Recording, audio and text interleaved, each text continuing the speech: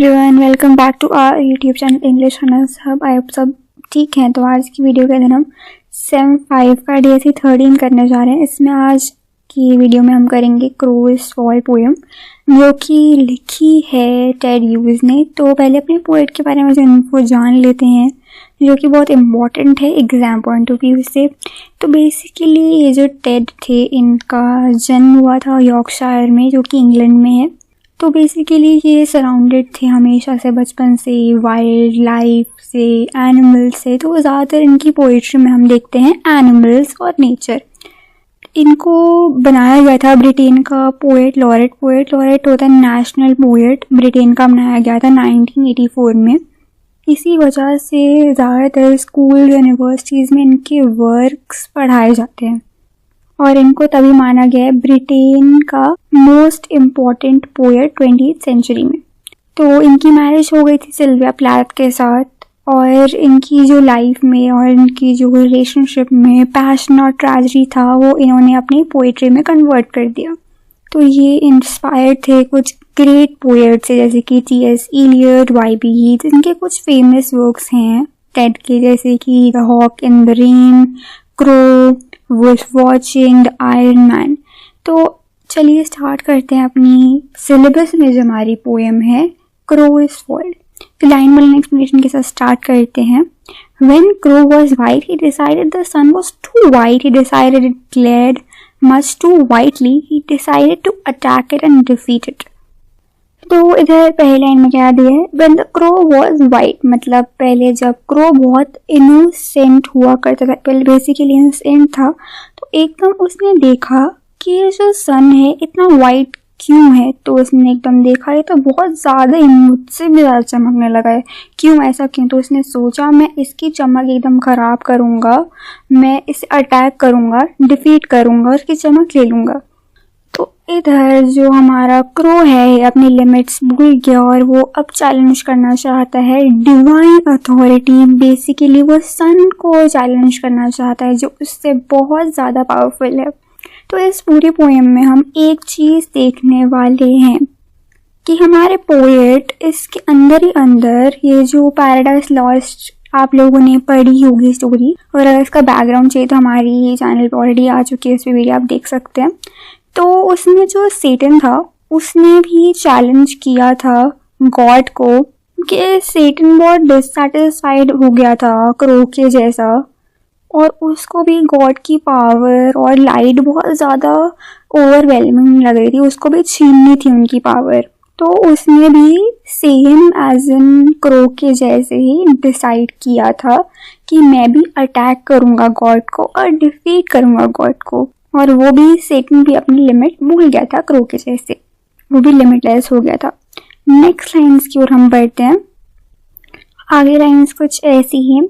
He got his strength, flush in full glitter. He clawed and fluffed his rage. He aimed his beak direct at the sun center. तो ये lines में क्या करता है crow? एकदम अपनी पूरी स्ट्रेंथ गैदर करता है, डिटरमाइन करता है कि मैं अब अटैक करूँगा पूरे पावर से।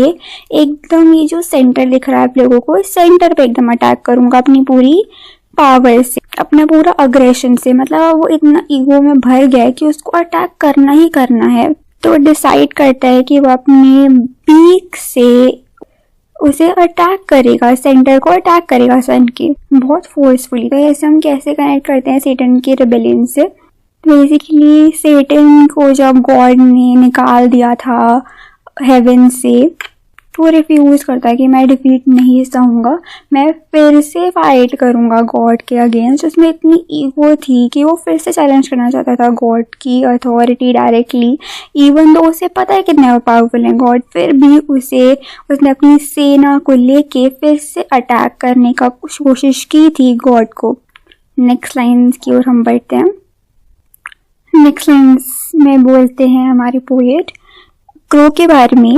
He laughed himself to the center of himself and attacked. At his battle cry trees grew, suddenly old shadows flattened.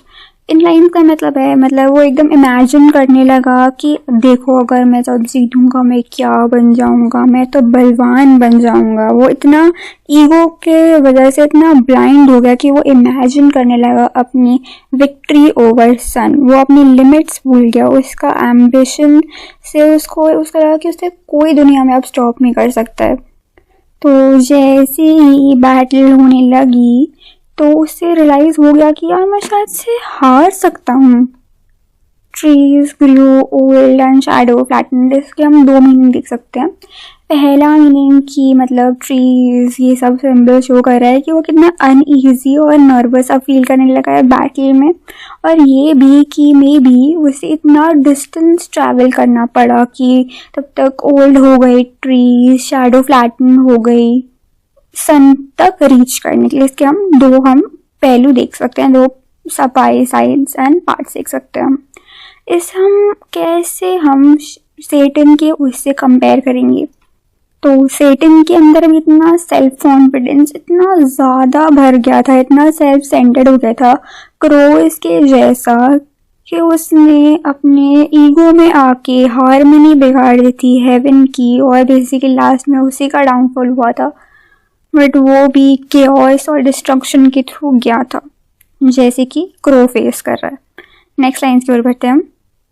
But the sun brightened and Crow returned charred black. He was opened his mouth, but what came out? He was charred black. तो हमें पता है जैसे crow ने attack किया क्या हुआ, वो हार गया सन की आग में। कि सन इतना पावरफुल है, इतना स्ट्रेंथफुल है कि उससे तो कुछ हो नहीं सकता। बट लास्ट में क्या हुआ, जो वो नेचुरल कलर था क्रो का वो उसने लूज कर लिया और वो बहुत ब्लैक कलर में आ गया। ऐसे आप इस चीज में देखते इतना ऐसे वो बर्न्ड हो गया सन के सामने।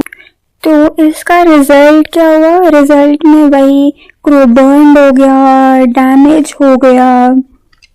जब क्रो ने अपना माउथ खोला तो वो दिखाता है चार्ड ब्लैक, मतलब कितना अनईजी फील करना है, कितना डिफीटेड हो गया है वो।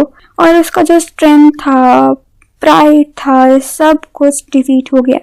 तो ये जो सीन है हम कैसे इसे कंपेयर कर सकते हैं सेटन से हम कंपेयर कर सकते हैं। जैसे ही सेटन ने रिबेलियन किया वो फिर से हार गया गॉड के साथ, उसके फॉलोअर को और सेटन को उन्होंने हेल में भेज दिया गॉड ने, और हमेशा ही वो सफ़र करता रहा हेल में अपने।